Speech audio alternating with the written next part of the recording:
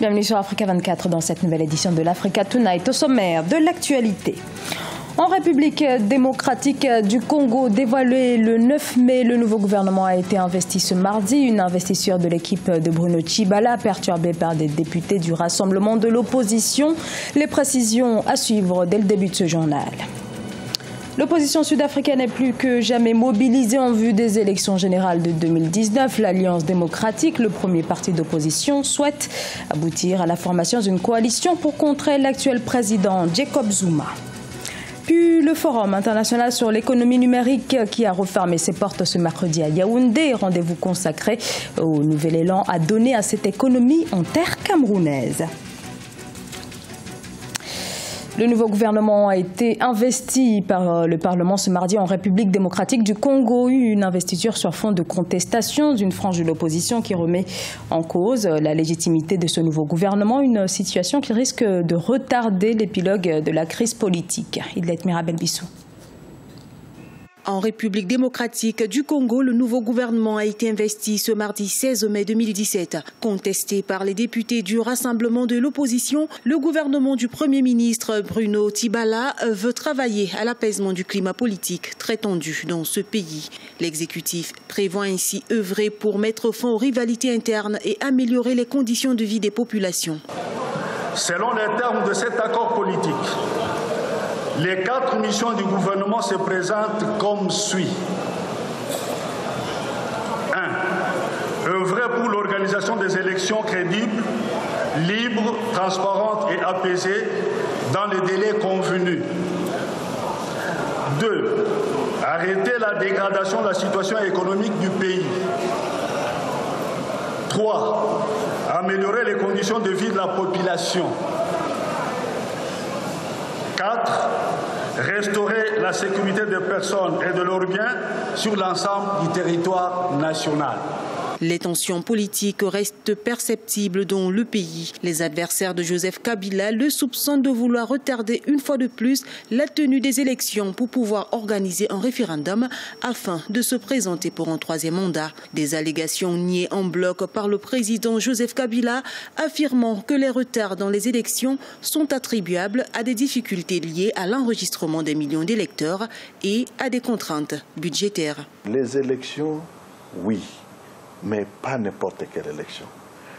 Si nous organisons les élections dans la précipitation, sans préparer ce qu'il faut faire pour les faire, parce qu'on tient à des dates, nous risquons d'arriver aux élections non crédibles et qui nous ramèneraient alors probablement à la violence ou à une situation pire que celle qui est avant des élections. Le président de la commission électorale du Congo, Corneille Nangaa, a déclaré samedi 13 mai 2017 que les élections pourraient être retardées en raison de la violence persistante des milices au centre du Congo. Pourtant, dans le cadre de l'accord du 31 décembre 2016, une élection présidentielle doit avoir lieu avant fin 2017.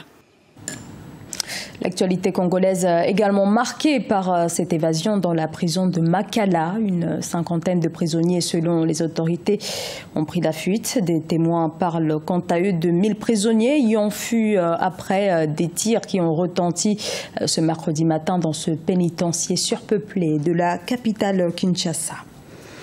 En Afrique du Sud, former une coalition de l'opposition pour assurer la victoire de l'opposition aux élections générales de 2019, c'est l'ambition de Mmusi Maïmané. Et pour y parvenir, le leader de l'Alliance démocratique entend bien tirer profit des divisions au sein de l'ANC. Clément Joël Soala.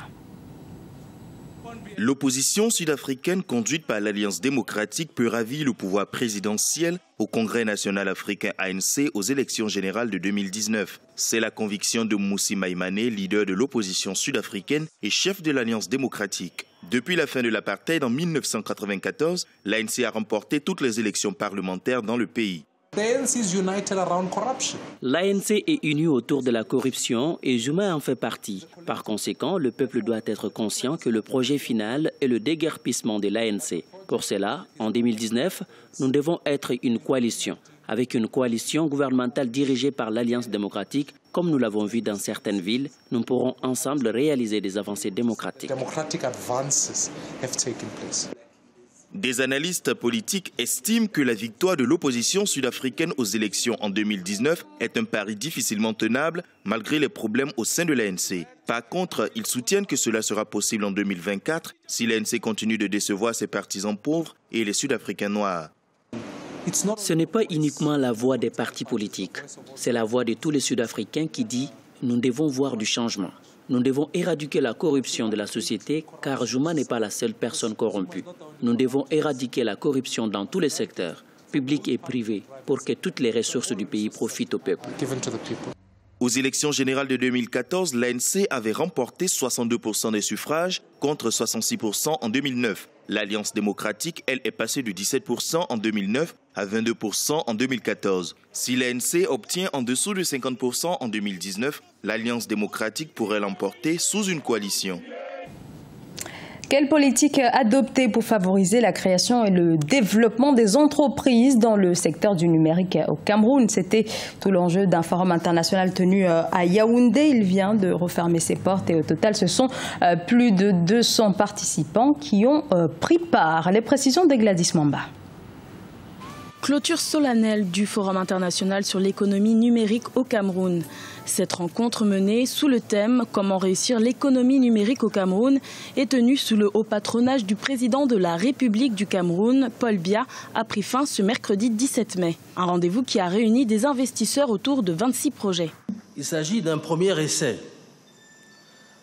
avec naturellement les omissions ou les insuffisances possibles. Mais les nombreux motifs de satisfaction, voire de fierté, enregistrés tout au long des 3 jours qu'a duré ce forum, permettent d'affirmer sans ambages que le premier forum international sur l'économie numérique de Yaoundé aura été un franc succès.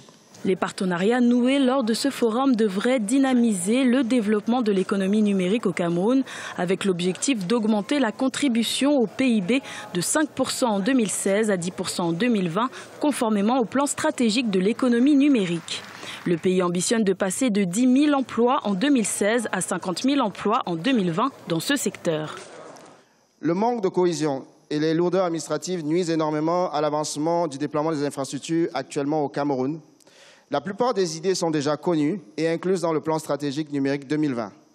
Maintenant, il est de notre responsabilité de mettre en place une meilleure organisation et collaboration afin de pouvoir mettre toutes les idées ensemble pour arriver à livrer avec brio le plan de match. Ce premier forum international sur l'économie numérique se situe dans le prolongement de la conférence économique internationale Investir au Cameroun, terre d'attractivité, tenue à Yaoundé les 17 et 18 mai 2016.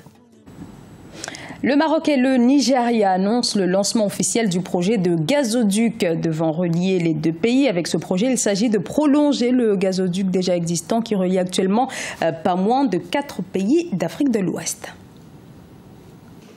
Le projet de gazoduc qui lie le Maroc au Nigeria est officiellement lancé. C'était ce lundi 15 mai à Rabat, lors d'une cérémonie présidée par le roi Mohamed VI. Objectif de ce gazoduc, permettre aux pays d'Afrique de l'Ouest d'alimenter leurs centrales électriques en gaz, mais aussi d'alimenter leurs unités industrielles et répondre ainsi aux besoins des habitants.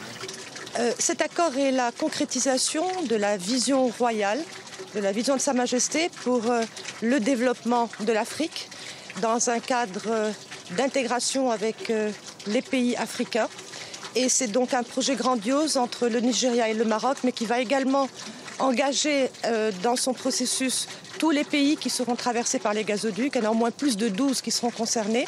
Long de 5000 km. Ce gazoduc titanesque est en fait l'extension du West African Gas Pipeline qui relie depuis 2010 le Nigeria au Ghana en passant par le Bénin et le Togo, tout en exploitant une énergie propre qui respecte les nouveaux engagements du continent en matière de protection de l'environnement. Il devrait désormais longer la côte ouest africaine jusqu'au Maroc. Si on prend le premier projet qui est le projet du gazoduc, c'est un projet, de par son ampleur, de par son impact, aura un effet très important sur toute la région. D'abord, c'est un des très grands investissements que connaîtra la région de l'Afrique de l'Ouest. Ensuite, c'est un projet qui n'est pas seulement un projet d'infrastructure, c'est un projet de développement. Côté financement, c'est le fonds souverain du Maroc et celui du Nigeria qui cofinancent cette extension. D'autres fonds souverains pourraient également se joindre à ce projet africain, l'un des plus ambitieux jamais annoncé.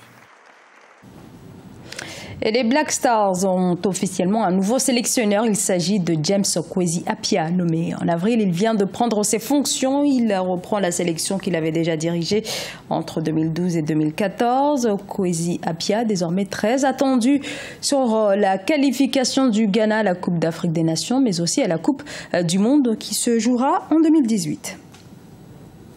Ce journal a été réalisé par l'ensemble de la rédaction. Merci à vous de l'avoir suivi. Dans un instant, une nouvelle édition de l'actualité sur Africa 24.